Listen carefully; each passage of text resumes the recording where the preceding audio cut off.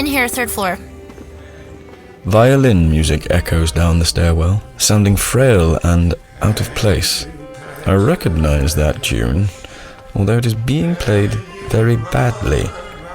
I heard it last in London 200 years ago. The walls peel with damp and mould. Cockroaches scuttle fearlessly across the trash-strewn floor. The old man lies on a filthy sofa, fully dressed. His clothing is old and patched and torn. He's unshaven.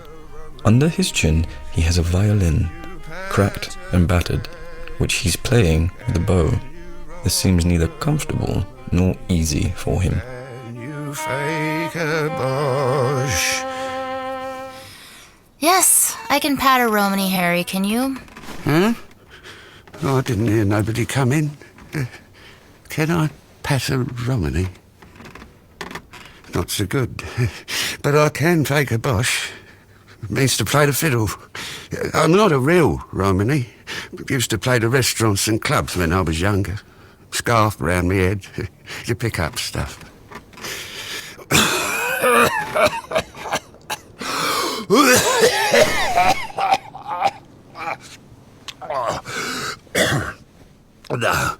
No, I'm no gypsy.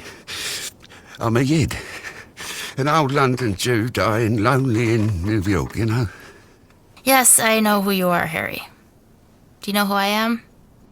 You? You're... No. No, not yet. Please. Yeah, I know who you are.